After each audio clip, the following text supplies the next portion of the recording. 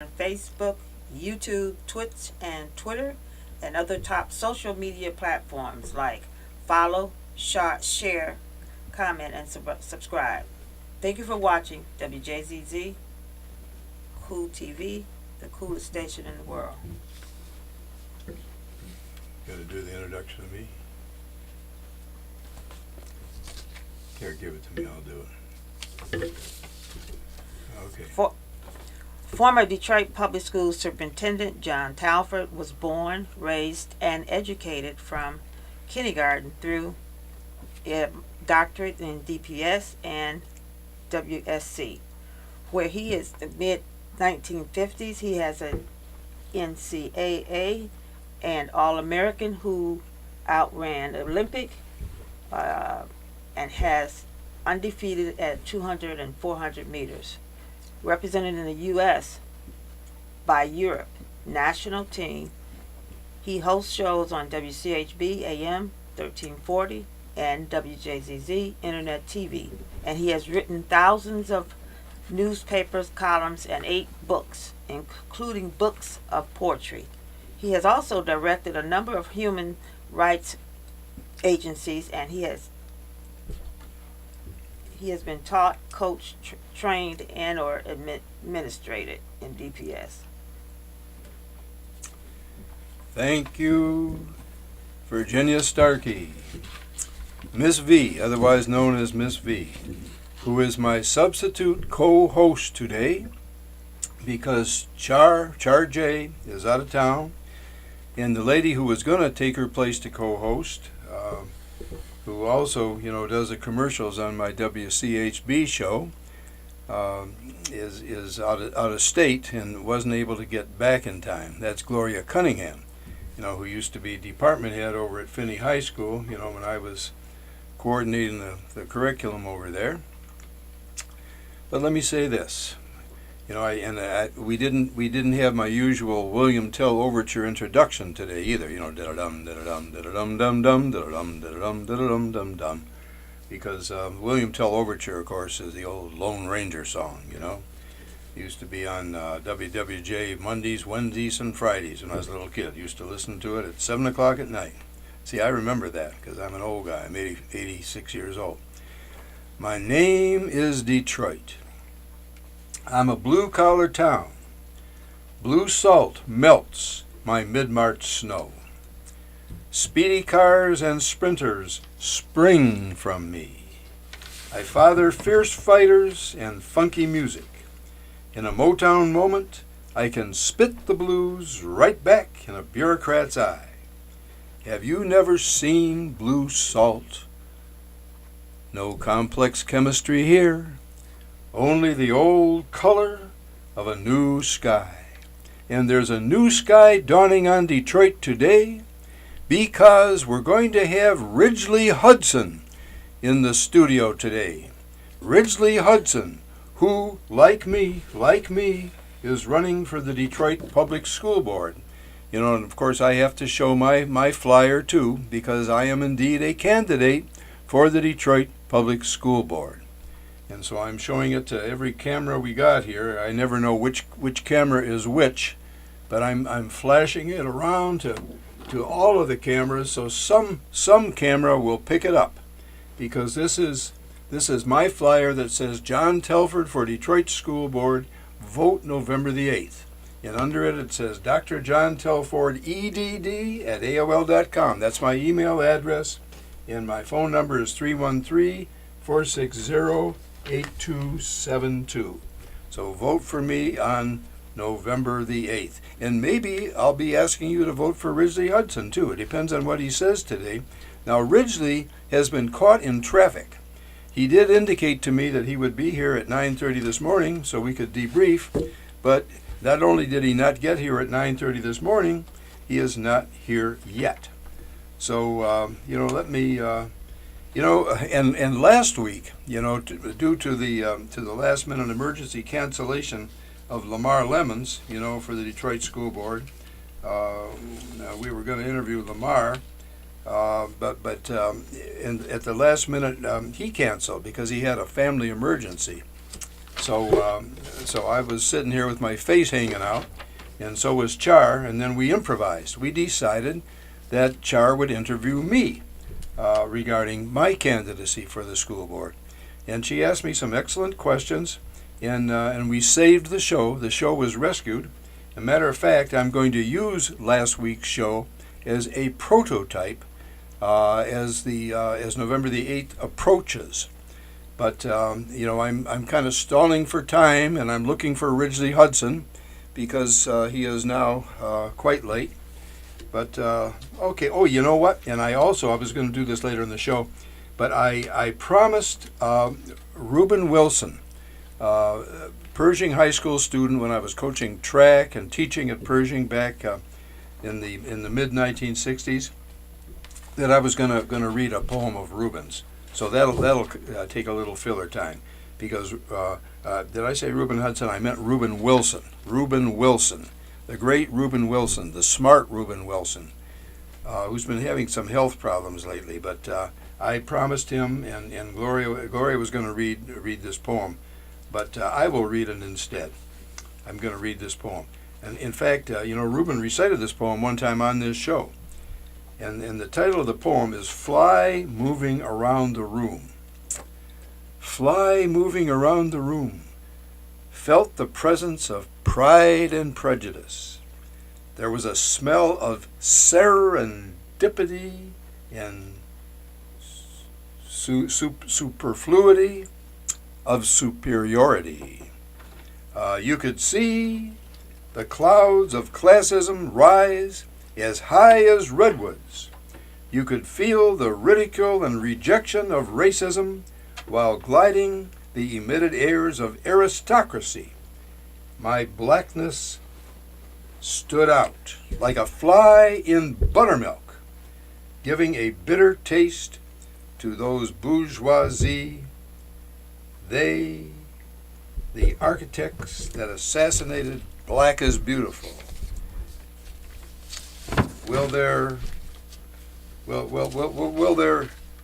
octoroons ever realize the unending rule?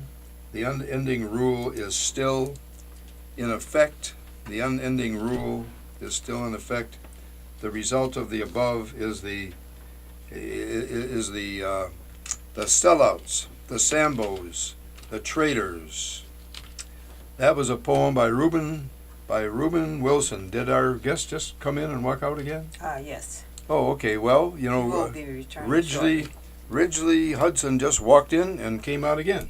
So, you know what? I'm going to read another poem that I was going to read later of Reuben Wilson, student, Pershing High School student, back in the 1960s when I was coaching track and teaching English there. And this is another poem that Reuben Wilson wrote called Unsung. Father to the fatherless, mother to the motherless, friend to the friendless. Push, push, push, harder, harder, harder. The race is given to the swift, the strong, the enduring.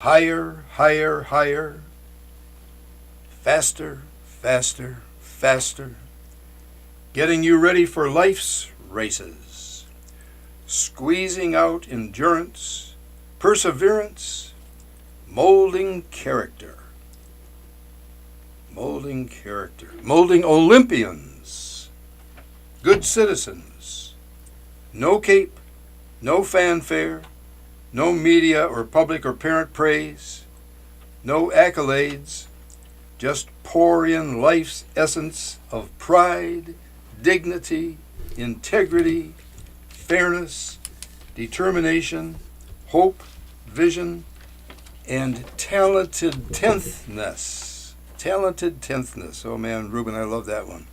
Sacrificing time, family, like a shepherd seeking the lost.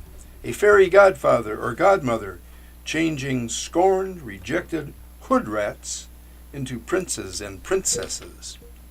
Pull, pull, pull. Come on, give me more. You can do it, laboring off the clock and out of pocket, putting the neighbor into the hood, building boys to men, girls to women, role models, reserving diamonds, reshaping diamonds out of racism, poverty, investing blood, sweat, and tears, apostles of Aristotle, disciples of dream merchants, warriors weaving into the tapestry of young lives. Put me in, coach, from my heart that sings, quote, never could have made it without you, unquote. You saw the best in me. You're unsung. That's the title of the poem. You're unsung, but not today. And you know, we've got Ridgely Hudson in the station today. He's running for the school board, as am I. And I'm going to read another poem because it references something that Reuben is. It's called The Values of Verse. This is another one. This is my poem. It's not Reuben Wilson's poem. The Values of Verse. Verse comes to us by pen or voice. We thus can always take our choice. Let me be also sure to mention that verse will gain us righteous vengeance via deft poetic arts that can topple oligarchs. Verse will clearly, plainly lay out what we poets dare to say out. Like gentle, mewling lambs, no more, but rather with a fearsome roar, as from some cacophonic corps of lions. And we've got a young lion sitting in this studio today, even though he showed up late. He's here. He's here. And you know, that's what we need. We need young lions. And in fact, we need young men on this school board. But they need to be lions. Yes. They need to be lions. Because, and I'm an old man running for the school board. I'm 86. How old are you? 21. This guy's 21 years old and he's running for the school board. That's what we need. That's what we need. And we need a school board that is willing to tackle the major problem they're facing right now. That is the reading problem. The reading problem. 'Cause these kids can't read. 92%. 92% of our kids are scoring failing reading scores. They're the worst in the country, and the only scores that are worse are the charter schools in the city of Detroit. They're the worst.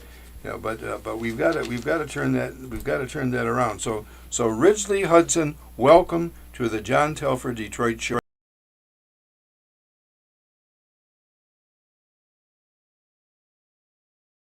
Much, and it's a pleasure to be here.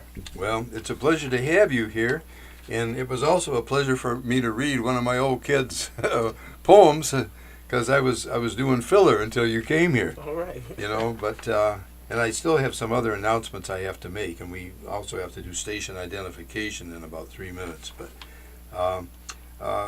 Ridgely, tell me a little bit about your background. Well, I graduated from Martin Luther King Jr. Senior High School. Oh. Was a student in Detroit Public Schools my entire life. Graduated and was able to come back. Graduated from King High School with $3.5 million in scholarships. All right. Went off to Michigan State University to study secondary education, where I am currently. But also, as I said, I've been able to come back and do some work here in the role of a school culture facilitator. Worked with certain individuals in school administration to see how the operation is going behind the scenes. Good. And so that kind of gave me some experience that I think that will make me a good board member. Yeah, it will definitely make you a good board member. There's no question. And you know, I'm getting more and more impressed by this kid. I wasn't real impressed when you showed up late, but now I'm starting to get impressed. What administrators were helping you? Who was? Well, just a few. Dr. Deborah Jenkins. Oh yeah, good lady. Good lady. who has put her heart into this work of education, working here 50 years. Jeez. And so Yeah. she provided the same opportunity that someone provided her 50 years ago at Cass Tech as a student assistant in high school. And so when my father passed away, Dr. Jenkins fought with the superintendent to get me a job. And then moving forward after graduating, she went, knocked on the door, fought again for me to have an opportunity to work. And she knew that my talent was here in education, and so she recognized the talent and she nurtured it. And so I want to say thank you to Dr. Jenkins. And she may be listening. Oh, I would like to thank I her. guarantee you she's going to see this program. All right. Deborah will see it. So will the superintendent. Okay. Yeah, and so will the school board. Matter of fact, you were one of several people who were running for the school board. I told anybody who wants to come on, and you saw that I said that, and you called me and asked to come on. I said, come on. Yeah. And there are others who've asked to come on. Deborah Hunter Harville is going to come on. I can't remember I don't think she's got a date yet. But the school board president is going to come on. Angelique Peterson Mayberry, Lamar Lemons, who used to be the school board president when I was superintendent, back in 2012 and 2013. Those were bad times because we were under emergency financial mismanagement and trying to do things that they kept stopping us from doing. And finally, Public Act 436 kicked in, and when it kicked in, the emergency financial manager became the full-powered emergency manager and disempowered the good elected school board we had then and fired me. So here we are. What was that? It was 2013, and here we are 9 years later. Kids can't read. Yeah. So okay. Let me ask you. You want to ask a question? Sure. That's my list. Originally, why are you running for the school board? I am running for the school board. As John said, there are several students who can't read. And as we saw this incident where the superintendent funded a program for reading that I don't think was necessarily working, because at the school that I worked at, we had students reading on a second grade level, but they were in 8th grade. And so it was issues like those students and many other students across the city of Detroit who deserve an opportunity. Yes. And we have to give it to them. And so they deserve it. We must give it to them. And we must have individuals at the forefront fighting for our students. If we're going to put our students first, then our student problems should matter first. Absolutely, I love that. It sounds like a slogan. You should use that in your in your flyers. Okay, so talk a little bit about your school experiences when you were in grade school, middle school, and high school. Yes, so when I attended several schools growing up: Bunch Elementary School, Nichols Elementary Middle School, Hutchinson Howell, and then I went to King. And I could recall, John, several times rallying with DFT. One of my teachers was a DFT executive board member. And so I remember rallying with her, going to Lansing. I remember when we had students sitting on crates. I sat on a crate in school. I remember several times we had a leak in the building. I remember times in the summer we didn't have air. And so now they're shutting schools down because you don't have air. But then we had to sweat and cut the lights off, put our heads down. I remember those days well. Yeah, and so I remember those moments where I had to bus to Lansing, and we rallied with unions to give us, the students, better learning conditions, to give our teachers better pay. I remember going to fight for an elected school board so we can have take over our own schools. I remember those things, John, and those things were so important. That was the start of my advocacy work. That was the start of my work in advocating for students, advocating for myself, advocating for teachers. And so during those times, it called for young people. Let me interrupt you just for a second. We got to take a station break. Got to do the. Yeah, he said when the light comes on. Do it now. Okay. It's time right now. You're watching WJZZ live streaming on Facebook, YouTube, Twitch, and Twitter, and other topics, social media platforms like follow, share, comment, and subscribe. Thank you for watching WJZZ Cool TV, the coolest station in the world. And thank you, V. Starkey, for those commercials. V is substituting for me today because the two people who said they were, one couldn't be here and the other one was supposed to be here, but she's out of state and didn't get back in time. So V volunteered to come and be my co-host. All right, good. And we have a very pretty co-host sitting here. You know, she had her mask on. I said, V, take your damn mask off, show your pretty face. So that's what she's doing in her pretty outfit. You know, V has a boutique. Okay. Tell the listeners a little bit about your boutique, V. I'm located at 16423 East Warren Avenue, next to the Outlet Talk up Theater. loud into the mic. Go ahead. I have a business called V's Boutique, located at 16423 East Warren Avenue in Detroit, where I've Can't touch it, make some noise. Go ahead. where I have been on Warren Avenue for over 25 years, doing the same thing. And most of my customers' age range from 16 all the way up. I'm a fashion coordinator, which I'm proud of because I won't sell you any merchandise without it not looking appropriate on you. So at some point, I will have my doors open, but right now I'm only doing appointments. Only doing appointments. And what's the phone number that you Phone can be number reached for at? appointments is 248-662-6622. Again, 248-662-6622. Yeah. She has some great stuff. Matter of fact, that's some of her own stuff that she's wearing right now. That stuff is stuff, fit for a queen. And I interrupted you. You were talking about, I think you were talking about the union. Are you in a union?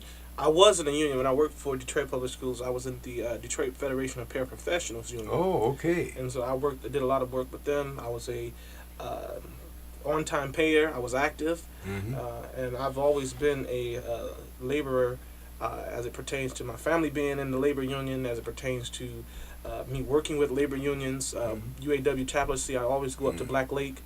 So I've always been involved in labor work, and so this was my first actual job with a labor union that was Detroit Federation of Paraprofessionals. What are you doing now? Well, currently I am working for a nonprofit organization called Mac Alive Community Resource Center. What is it again? Mac Alive Community Resource Center. Mac Alive. Yes. Yeah. It's owned by the Honorable Alberta Tinsley Talabi, founded 32 years ago. Okay. Yeah. And so we're doing some amazing work over there at 3746 Fisher, feeding seniors, feeding families. And Fisher, Fischer. Yes, sir. That's right in our backyard, Yes. Fisher Street. Yes. Okay. Yes. We both live in the River House at 8900 East Jefferson. Okay. Yeah. Yeah, I'm a union member again. For the first time in about 60 years. Okay. I'm in the Detroit Federation of Teachers. Okay. But my whole family is union oriented. They always were. My father was he was a bodyguard for Walter Reuther. Okay. Got fired from that job for drinking. He was a Scot. He was born in Scotland. Also an ex-boxer. Walter Reuther liked to hire ex-boxers, for bodyguards. So my father got hired, and he messed up on that job, by drinking. But he was I think he was in the Battle of the Overpass. They kicked his teeth out. They pulled his coat over his head. That was Harry Bennett's goons. We got to know about our history, because there's a rich labor history, an automobile labor history in this city. So anyway, Rizzi, let me ask you this: in what other ways, church, clubs, service organizations, are you being in service to the community? Absolutely. So I have to shout out my church, the Greater Burnett Baptist Church, 16801 Schoolcraft, where I serve as an associate minister. I also do a lot of work. Like I said, I serve on the board at Mac Alive Community Resource Center.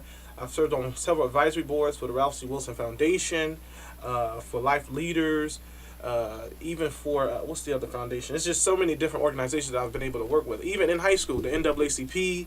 I worked with the Michigan Youth and Government, Business Professional of Americas.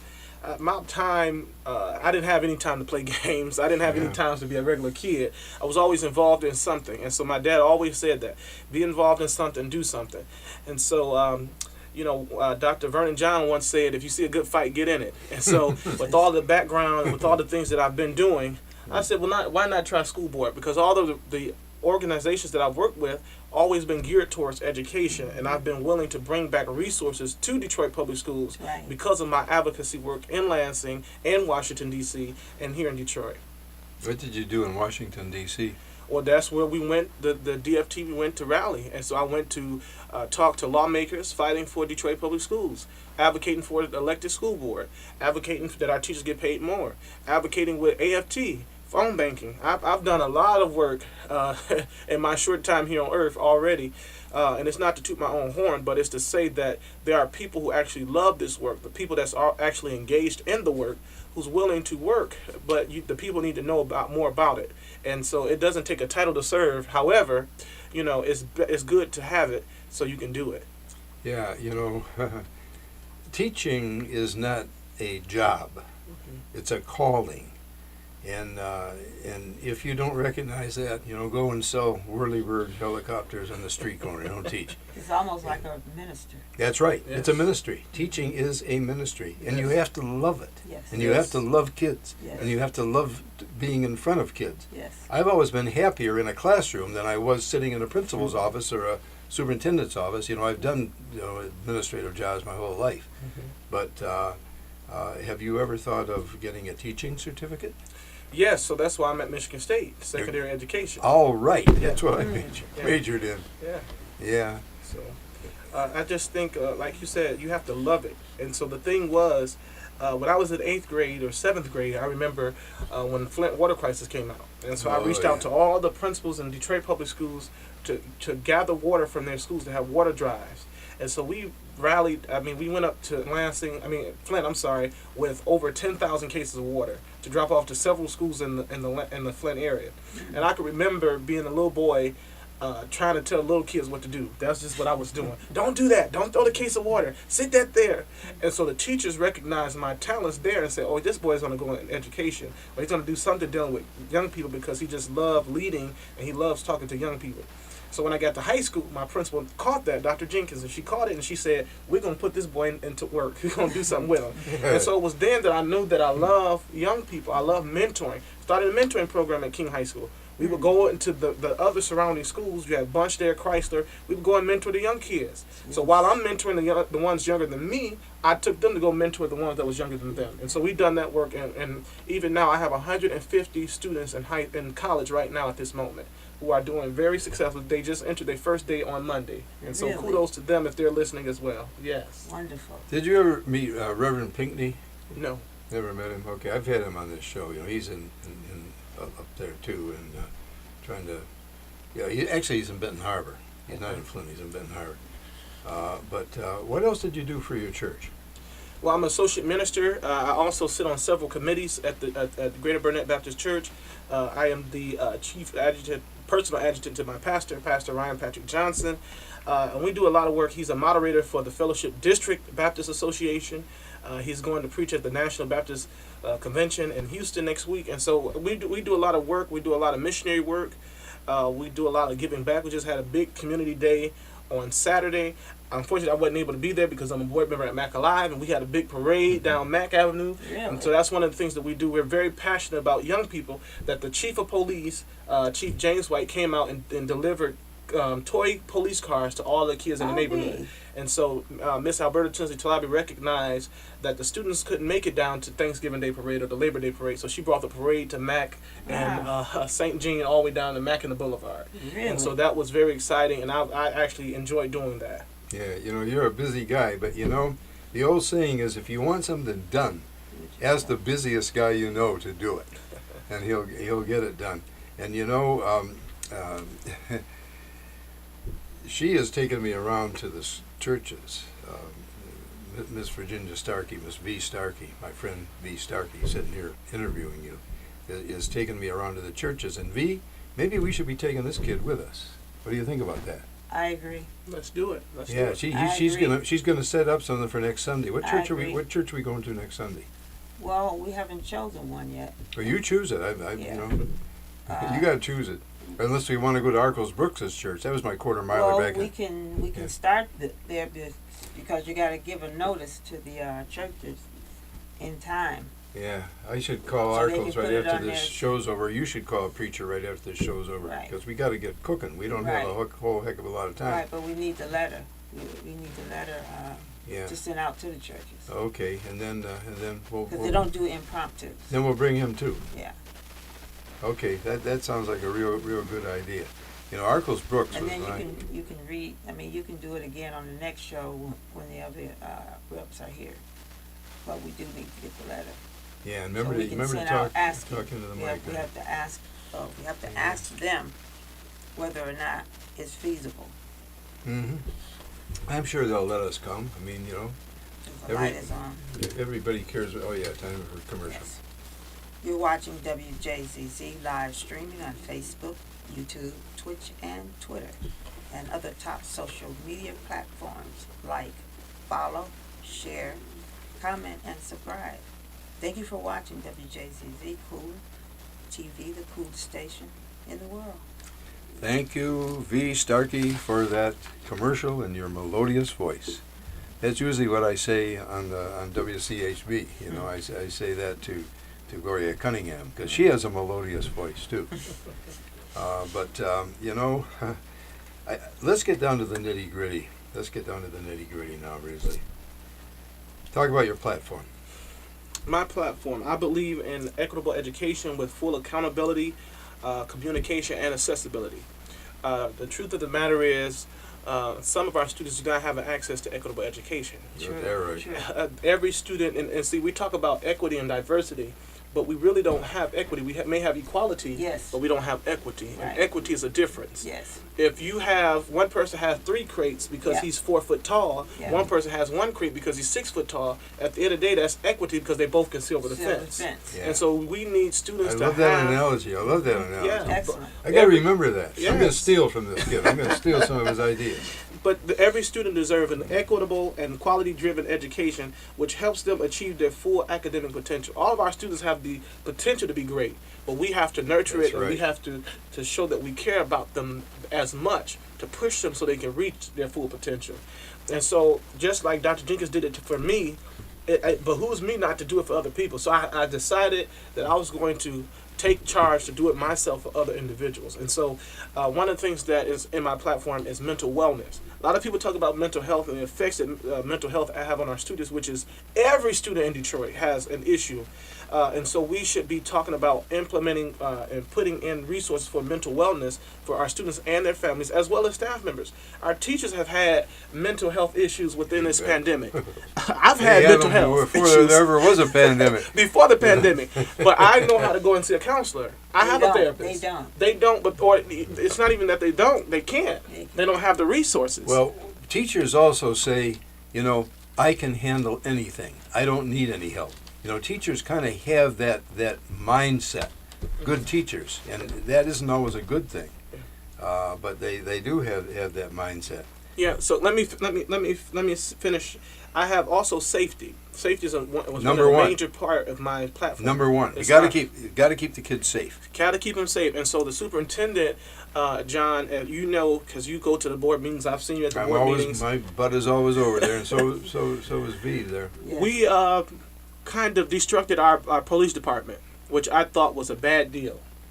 We No, had I'm not aware that happened. the Talk campus more police about that. officers. Repeat The that. campus police officers.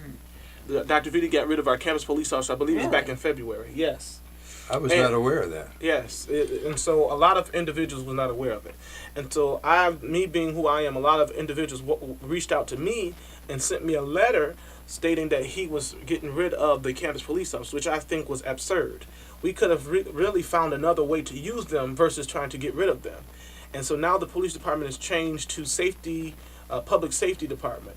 And the chief is Ron Johnson, and He's they're a good man, Ron Johnson. They're Yeah. doing some great work. Yeah. However, I think that we could reconstruct that department, and we do need those campus police officers, even if they're just traveling campus to campus. So right now, I believe there's only 23 officers that's traveling 99 or 100 schools, which is not fair for the students, because if a student doesn't feel safe to come into a school building, that is a distraction. Yes. That's a distraction to keep them from learning. Yes. And so our students and our teachers deserve no distractions during instructional time. And so they should feel safe.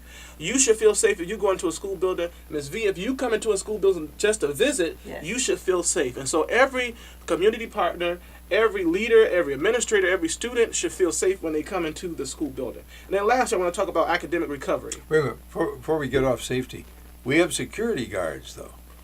Not enough. Yeah. Okay. That's what he's saying. It's When not we good. had the district also discontinued their contract with Securitize, and which was a major issue because Securitize was a contractor that sent their officers to the school system. So every school had allocated officers based upon how many students they had. When Dr. Vitti discontinued that contract, hardly any officers transported over from Securitize to the DPSCD police security officers. And so we saw a big incident in East Ingles Village last school year. Oh yeah. We didn't have no security guards. Then after that I incident, remember that they incident. put 10 officers, security guards, officers over there after the fact. So we're being, instead of Not being proactive. proactive, we're being reactive. Yeah. And so I just think that every student deserves to feel safe in a school setting. Absolutely. So even if it's upping the pay for the security guards, Exactly. even if it's provide more training, because there's several security guards that just started Monday that didn't have training. And so they deserve better just as the students deserve better. And so we have to boost the morale of our staff here in Detroit Public Schools. Not doing a back-to-school pop-up thing, that's not working. Our staff deserves better the entire school year, all 180 days, and during the summertime. Feeling unsafe is also a hindrance to learning, and I'll never forget. You know, I've led many lives as an educator. I keep coming back. You know, people think I'm crazy. Old man keeps coming back, wants to teach. You know, but I was teaching some classes over at Finney for the second time. First time was in the early 1960s. It was my second full-time assignment. But I went back and taught at Finney, where, by the way, Miss V graduated from, when she got a really good education. But when I went there the second time, you know, the place was a zoo. I hate to say it. And I had a really bright kid. He was an all-A student. And he told me, and I never forgot this, he told me, Dr. Telford, the only time I feel safe in this building is when I'm either in your office or your classroom. Now, that is not a good place for a kid to be emotionally. No. We've got to make our kids feel safe in school. So I'm glad to hear that that is a major part of your platform, Bridgely. But tell me about the rest of your platform. Talk about academics. Yeah, so academic recovery. So we're still inside of the pandemic, but coming out where we were able to join together in person. And so the remote learning, the COVID-19 pandemic, it affected our students. The district must continue to assist our students to overcome any associated learning loss and rediscover the academic footing. And so we talk about that often. We put more money into this facilities plan than we put in actually trying to rediscover where we are and trying to build where we're at to bridge the gap. We put, I can't think of how much money into that program beyond the basics reading program, more money that he's put in that program. Yes. That I don't think is helping our district at all, especially if you look at the dynamic of students that was in that program. Most of those students were probably the elite students of the district. And so they say, of course, we help these students. I don't think so, because at my school, I said it, we had students that were 6 grades behind in reading. And I felt bad to pass them along to high school because they're reading at a 2nd grade level. Yeah. And so beyond the basics should have been in that school to help those students who could not read at their actual level. But their Well- contract has been renewed. It's been renewed by the current school board. Yes. And so when the superintendent was asked, well, your wife is over the program, and how was that? He said, well, the board knew that she was my wife, and they knew that she was over the program. So he's kind of throwing the school board under the bus Yeah. because of what they agreed to. And so then now, even after the fact, they renewed the contract, and who knows, who's to say that that's going to actually help our students. Well, the wife resigned. She did resign. She did resign after the community was Yes. aware of that position. Yeah, Yes. yeah, it became a distraction, and she did the right thing. And I don't have a problem, with Mrs. Vitti. I mean, she's a No trained problem. reading specialist, Yes. and I'm sorry that she had to resign. But we need to come up with. I don't want to say what we need to do. You tell me what you think we need to do to fix that reading program. What are we going to do? Well, what we need to do is we need to involve the students who actually have reading issues. So I think that may be the problem. I've never saw the data. I don't know what it's looking like. But I know from my standpoint, if we're talking about equity, somebody should have been in the schools that I've served in to know that those students were reading at drastically below grade level. And so they should have been involved with those particular schools. Right. And so I believe that we should we should examine all of our students. We're talking about the statewide testing and all these different things. Why wait to the state test to determine where our students are? True. Why not examine them at the beginning of the school year to say, hey, we need to do this for our students. Yes. And You so know, what do you, just on this topic, what do you think about third grade reading? What should we be doing to fix that? Because if these kids leave the third grade unable to read, they're doomed. So There, what are your ideas there regarding that? have been some, probably about 25 years ago, I read this column in a book, and it said that black children, by the time they get to the third grade, it's going to determine whether they're going to get pregnant, prison, or go off to college and succeed. But what I believe needs to happen, it shouldn't wait till the third grade. You should start at kindergarten. yes, If you start at kindergarten, you'll be able to understand where this kid is early on, and the type of training that they need to learn, because everyone doesn't learn the same way. absolutely. There's different, and mental, you spoke about the mental issues. There are Yes. mental issues, but it can be found way before they get to the third grade, because once they get to the third grade, you're just going to spend in the third grade, because the state of Michigan ruled that they cannot do that anymore. They can't just pass the child on. So, kindergarten. Yeah, my mother's a kindergarten teacher Yeah. in this district for 40 years. She always said, reading readiness in the kindergarten, teach them to read in the first grade, Yes. teach them more and better in the second grade. Yes. By the third grade, when they leave the third grade, Yes. they're ready. They're ready. And we're not doing that right now at the elementary level. Not at all. I'm told that this Beyond Basics program isn't a bad program for secondary kids. I've got to talk to some of my researchers to get more information on this, and when I do, I'll send it to you. Well, John, if I could just say, I didn't hear that it was a bad program, and I'm not saying that it's a bad program. It's a bad program at the elementary level. It's not working at the elementary level. But I'll tell you a program that does work. It's a program called Quick to Learn.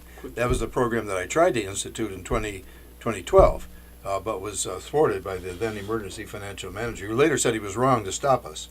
That is a program. That is a program that actually is so confident in its ability to succeed that it will do that you don't have to pay them if they don't succeed.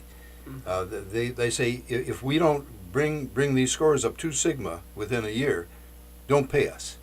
I don't know of any other agency that's doing that. And this guy's a Cass Tech graduate. That's Jim here, who's local. But if there are any other programs, any other good reading programs that are willing to guarantee that they don't have to be paid if they don't succeed, Right. let's bring them in, for God's sake. Right. Yeah. And Helen Moore's got a great program too. It's Excellent. called Let's Read. Yes. Yes. But that's a volunteer program, and it's Right. very limited in numbers. So that's a good supplement to the Quick to Learn program. But you know what, John? I went to Atlanta a few months ago, Okay. and one of the things that their retirees are so happy with their district that they come back and volunteer to read to their students. They're actually engaged. I don't know with the stuff that's been on here in Detroit, how engaged our retirees have been because of the lack of trust, the lack of accountability that's been on the administration part. But like I said, I was down there and I saw a lot of retired teachers who volunteered their time, like you said, with the Let's Read program. They came back to read to students, and I was really astonished with the work that they were doing there. Right. It was a little city outside of Atlanta, but it's a huge city. It was about 50,000 students. But they've done a lot of work within that district, Yes. and their students are reading actually well. Yes. And they have made a drastic change within the last, I think she said, 4 years.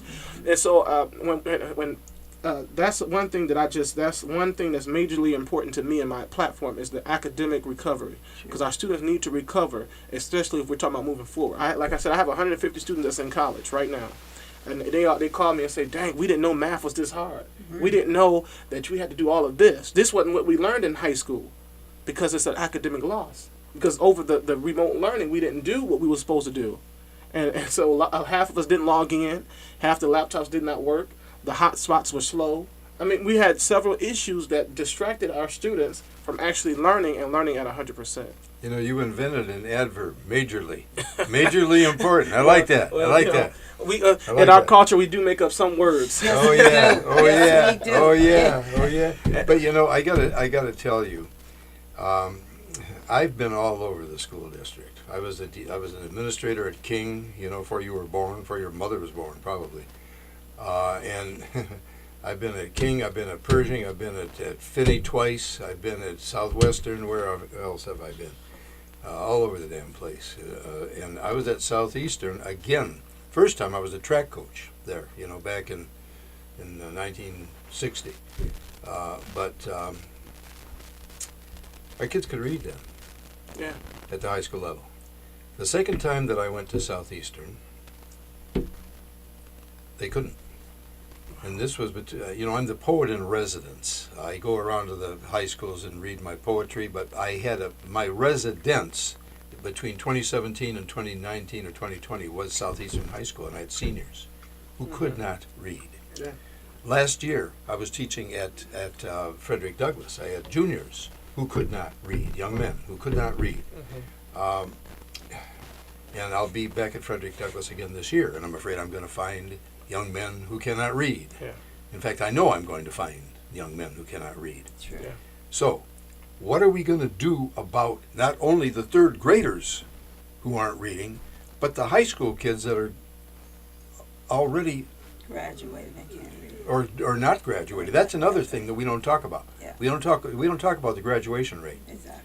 Now, it used to be, I think, 21%, and most of them were girls. It's terrible. I don't know what it is now, but it's something we should probably be researching as Yes. board candidates. Yes. Yes. So what is your reaction to and solution for this crucial problem? Well, I believe that we should look at what works. We should get rid of what we know that doesn't work. Right. We use the beyond the basics, and not saying that it has not worked for a select group of individuals, Right. but if it doesn't meet the standards for everybody, Everyone. which we're talking about equitable Yes. Right. access, Right. Yes. and so if your child does not have access to it, it shouldn't work. We should not Exactly. use it. Right. And so let's find a program that works for everyone, Right. not just the top, not just the stereotype, not just this group of people. Let's find something that works for every student that enter into Detroit Public School building. Yes. And that's what's most important. Finding something, and that's what they have a lack of understanding as it pertains to. Finding a program that works for everybody. To examine your children, to examine the best and the elite, is okay. But there are students, as you said, at Denby, at Osborne, at Southeastern, at Fannie, King, Fannie, at all of them. East English Village, at Frederick Douglass. All of these schools, Cody. We know Cass, the Renaissance, and King, sort of, kinda, CMA. We know those schools are kind of good, but let's go to those schools that we know that's struggling majorly, critically, and let's support them and let's find a program that helps the least of these. We're talking about being a ministry. That's the Bible. The Bible Sure. told us to watch out and pray for the least of these, That's right. the worst, Yes. the downtrodden, Yes. the overlooked. Let's look out for them, and that's what we should do. So we have to take care of all of our kids. Absolutely. And so, if I could say, lastly, expansion of pathways. I believe that is very important when we're talking about our career tech centers. Are you talking about Pathways as an organization? No. okay. I'm talking about pathways as far as career tech.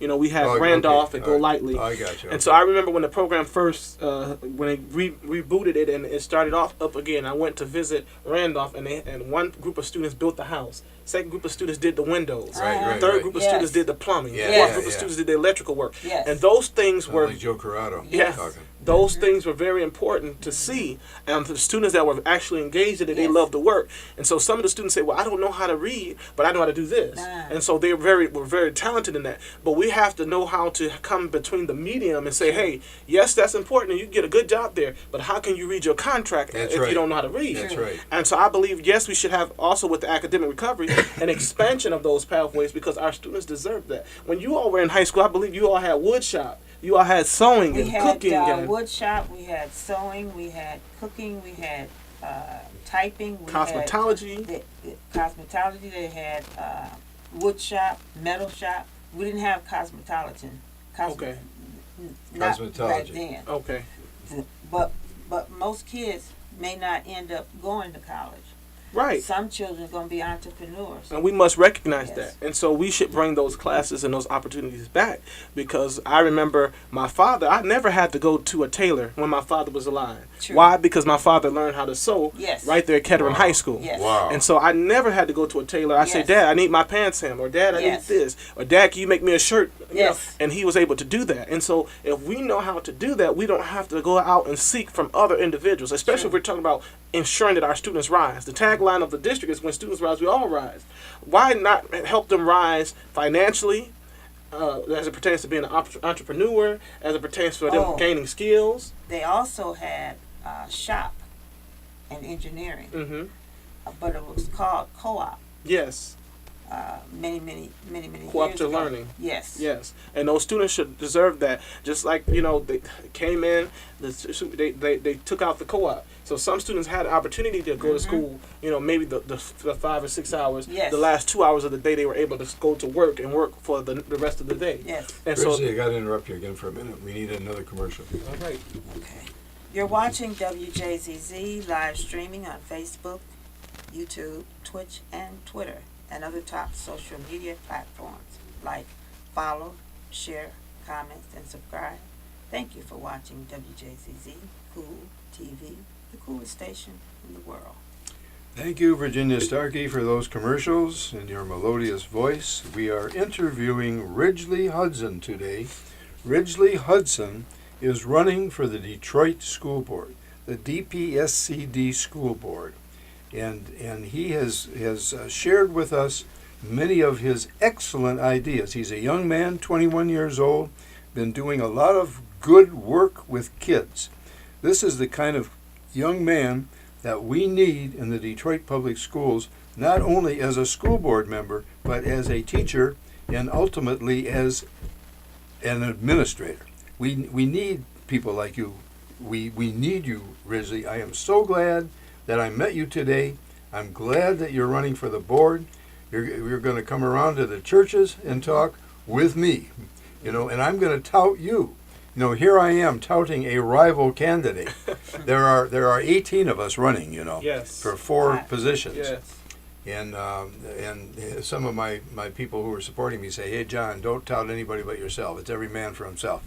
Well, they're right. That's what we should be doing. But I like what you're saying today. Thank you. And, you know,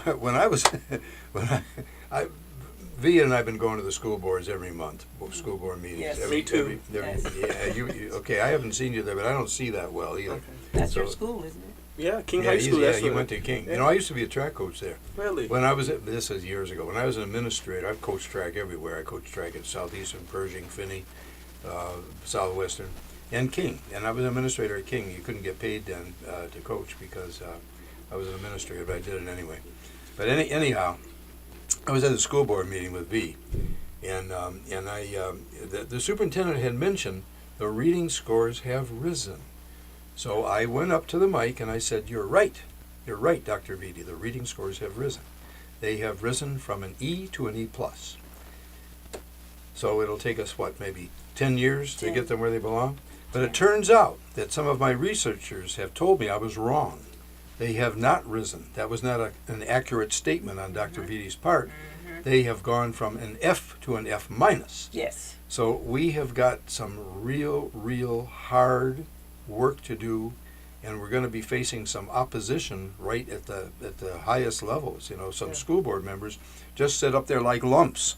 You know, I mean, when you know, as you said, Ridgely, when you know that what you are doing is not working, it is a form of insanity to keep doing it. Yeah. And that's what's happening. Let me use this analogy. If you have a good garden full of flowers, True. and then you have that one weed that grows, you don't just skip over the one weed and keep saying that you have a great garden. You actually go try to find that weed and pluck it out. And so Yes. if you have a problem, one problem, you may have all these different great opportunities, these great programs, but if you have one bad one, you should take your time and your attention on that and focus on the one bad True. one and try to get that Get together. that resolved. That's why the Bible says that Jesus left the 99 for the one. Right. Because it's important, if you have one lost thing, one bad thing, one thing that's not working, that you pay attention to it to make it work. True. And that's what the school board currently has. And I don't want to speak bad on them, but that's one thing that they miss. Because when we say, hey, this is not working, well, we've done this, that. Yes, but this is what's important. This is what's critical. Our students does not know how to read or perform at their level of reading. You And know we've what? got some good members on that board. I don't want to say the whole board is sitting up Right, there not like the whole this. board. There are two You or know three of them what? out there who are good. Some of them on there probably don't know. Some of their backgrounds, these people are not realizing that they should not be on the board. Well, and some of them are not engaged as they should That's be. the point. That's why I said accessibility is a part of who I am. You have to be accessible. You have to talk to people. Absolutely. You have to have relationships with people. You have to know people, and you have to listen. True. That's a problem. That's right. You have to listen. You have to be accessible, and then you have to be actively engaged in this work. You True. can't just be a board member and only show up at the board meetings. Amen. You actually have to come to the school buildings, visit, engage with the classroom, True. That's engage right. with the administrators, and know. And you know, we have been interviewing Ridgely Hudson. We're going to be bringing Ridgely with us, you know, around to some churches. Miss V and I are going to be doing that.